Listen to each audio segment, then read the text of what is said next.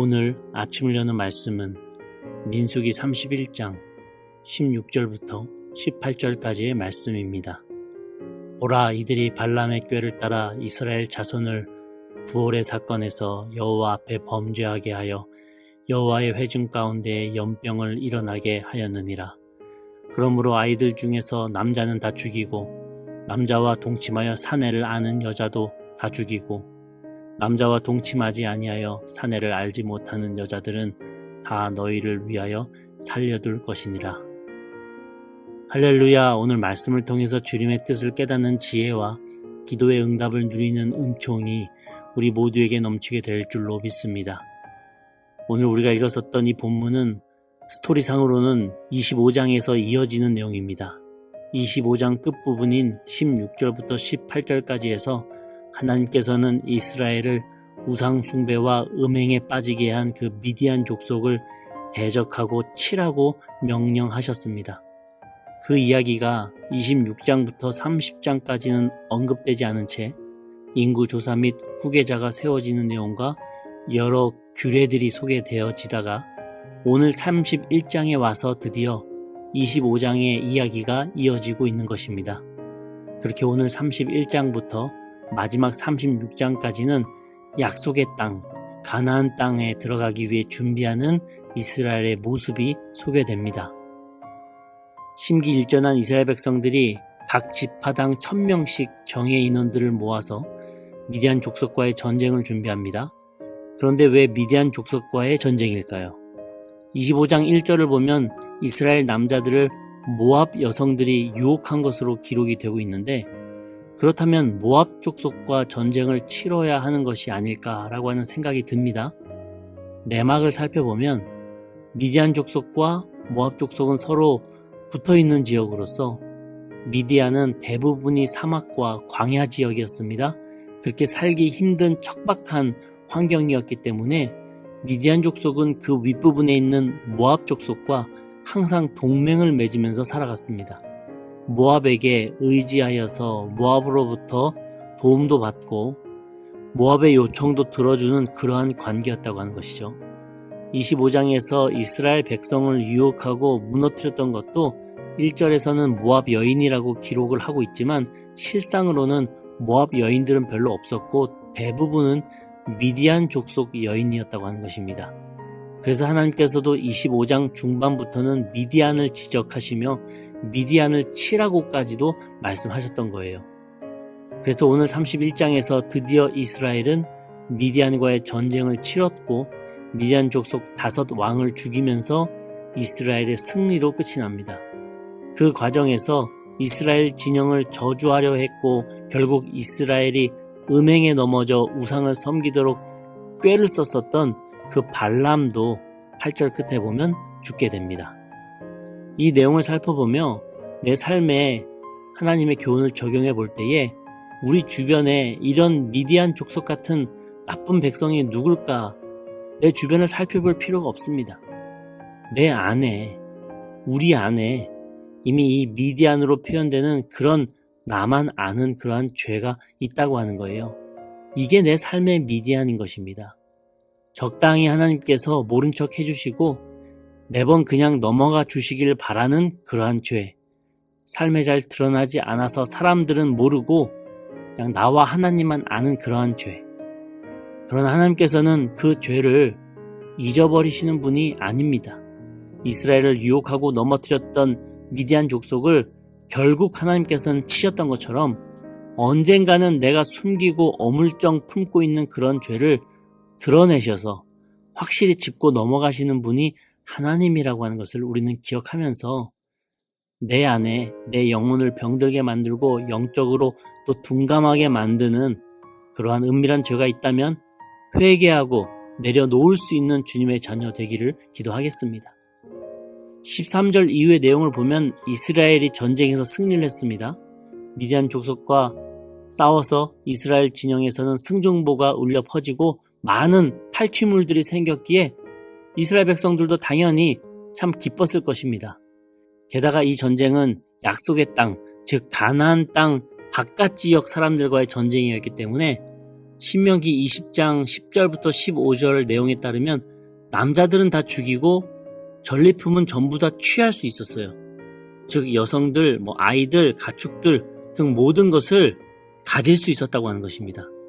참고로 약속의 땅, 즉 가나안 땅 안쪽에 있는 사람들과의 전쟁이었다면 신명기 20장 16절부터 18절의 내용처럼 남녀노소 불문하고 전부 진멸해야만 했습니다.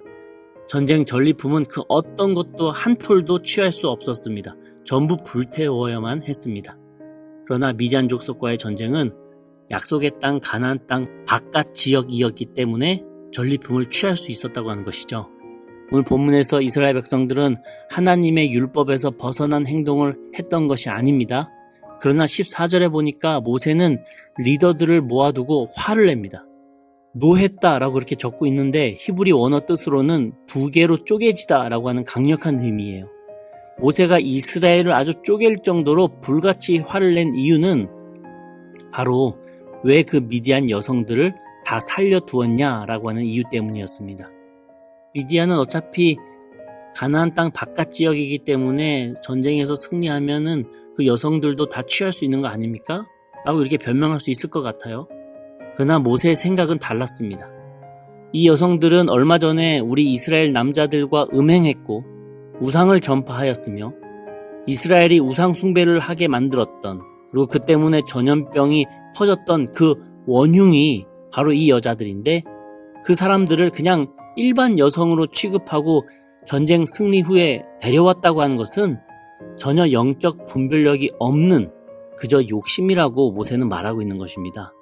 마치 사무엘상 15장에서 사울 왕이 아말렉 족속을 쳐서 이겼을 때 하나님께서 그 전리품을 하나도 남기지 말고 다 불태우라고 말씀하셨지만 사울 왕은 순종하지 않았습니다.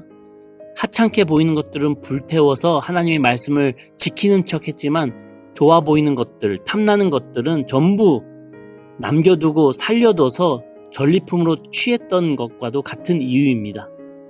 그 이유 때문에 하나님께서는 사울 왕을 버리지 않으십니까? 이 미디안 여인들을 전쟁 후에 사로잡을 사람으로 볼지 아니면 우상 숭배자들로 봐서 처단해야 될지 모세는 엄연히 잘 구분할 수 있어야 한다라고 강조하고 있는 것입니다. 당연히 모세는 이 미디안 여성들을 우상 숭배자들로 여겼습니다. 그래서 백부장과 천부장이라고 하는 백성 리더들에게 화를 내고 있었던 것이죠. 그러면서 아주 무서운 결정을 내립니다. 17절과 18절의 내용인데요. 아이들 중에서도 남자 아이들은 다 죽이고 여자들도 다 죽이는데 단 처녀들만 살려두라고 하는 그러한 내용이었습니다.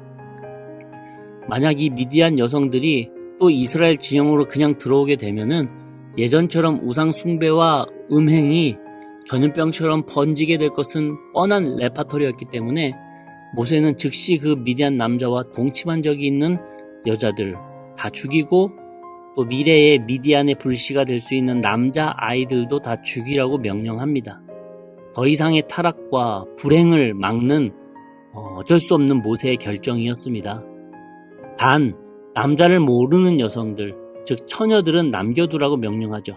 이 처녀들은 25장에 있었던 우상숭배 사건, 즉 바알부올 사건과는 전혀 관계가 없는 사람들이었기 때문에 하나님께서 긍휼을 베풀어 살려라고, 그리고 나중에 이스라엘 남자들과 결혼해서 이스라엘 공동체에서 새롭게 살아갈 터전을 마련하라고 허락해 주시는 겁니다. 죄악의 뿌리는 조금도 남겨두지 않겠다라고 하는 굳은 의지이자 또한 무고한 자를 배려하시는 새로운 기회를 또 주시는 긍휼한 모습이기도 합니다. 이러한 미디안 족속과의 전쟁은 오늘날 관점으로 해석해보자면 너무나도 잔인하고 또 윤리적으로 문제가 될 수 있는 부분들이 참 많습니다. 적국의 군인들뿐만 아니라 적국의 아이들, 여성들까지 다 죽이라고 하는 게 말이 됩니까? 당연히 이 본문도 영적으로 우리가 잘 해석해서 나의 신앙생활에 적용할 수 있는 깨달음이 있어야 할 것입니다. 저는 이 부분을 이렇게 묵상하면서 긍휼히 여기시는 사랑의 하나님의 모습도 발견하며 동시에 심판하시는 그 공의의 하나님의 모습도 발견할 수 있었습니다. 사랑하시기 때문에 긍휼히 여기시며 우상에 노출되지 않았던 사람들을 최대한 살리시는 하나님이시지만 반대로 우상을 숭배하고 이스라엘을 유혹했던 죄를 하나님께서는 낱낱이 기억하시며 그 죄의 대가를 반드시 물으시는 그 공의의 하나님이시기도 했다고 하는 것입니다. 그렇게 사랑이 많으신 하나님께서는 죄 많은 나를 긍휼히 여겨주셔서 사랑을 베푸시고 또 기다려주십니다. 인내해주십니다. 그럴 때 우리가 하나님의 그 속마음을 빨리 깨닫고 은밀한 그 죄의 길에서 벗어나 삶의 방향을 전환하는 그 회개할 줄 아는 자녀가 되어야 할 것입니다. 그러나 하나님은 또한 공의로운 분이시기 때문에 내가 회개 없이 여전히 거룩하지 못한 죄의 길을 걸어가고 있다면 반드시 공의의 그 저울로 내 삶을 저울질하신다는 것을 우리는 기억해야 할 것입니다. 하나님은 거룩하신 분이십니다. 우리는 그분의 자녀로서 그분의 거룩함을 닮아야 할 사명이 있습니다. 오늘 하루도 저와 우리 영등포 중학교의 성도님들께서 하나님 앞에서 선한 일에 쓰임받는 거룩한 길을 걸어가는 저와 우리 성도님들 다 되시기를 주님의 이름으로 간절히 축원합니다. 아멘. 우리 함께 기도하시겠습니다.